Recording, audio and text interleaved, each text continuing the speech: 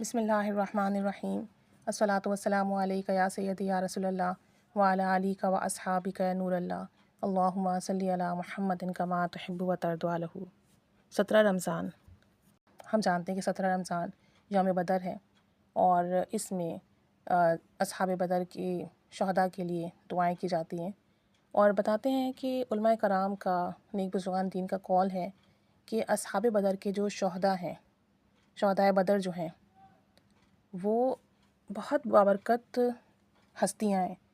اگر آپ ان کے وسیلے سے دعا کریں تو علماء کرام کا کہنا ہے کہ دعائیں قبول ہوتی ہیں، حاجات پوری ہوتی ہیں، مسئلے ٹلتے ہیں۔ آپ کی زندگی کا کوئی مسئلہ کیوں نہ ہو، اگر آپ بیمار ہیں، سالوں سے بیمار ہیں اور بیماری ٹھیک نہیں ہو رہی، مالی تنگی پریشانی ہے، قرض میں مبتلا ہیں، شادیاں نہیں ہو رہی، اولاد نہیں ہے، اولاد کا مسئلہ ہے، یا گھریلو مسئلے ہیں، کاروباری مسئلے ہیں، جاب کے معاملات ہیں، الغرض آپ کا کوئی ہی معاملہ کیوں نہ ہو،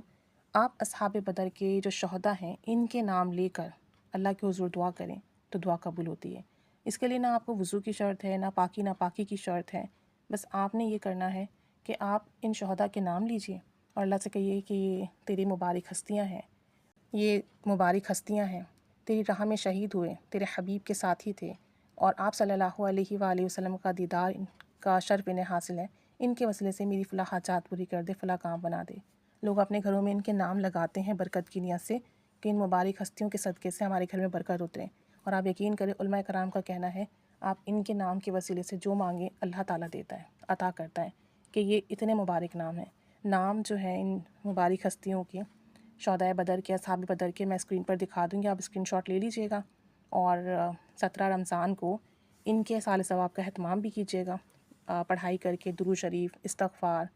سورہ اخلاص یا قرآن پاک، نوافل، ان کو ہدیہ بھی کیجیے گا اور ان کے وسیلے سے دعا بھی کیجیے گا۔ اور اگر آپ چاہتے ہیں کہ آپ کی دعائیں قبول ہوں، حاجات قبول ہوں، فوری طور پر آپ کو اللہ تعالیٰ عطا فرمائے، تو آپ روزانہ کی بیسس پر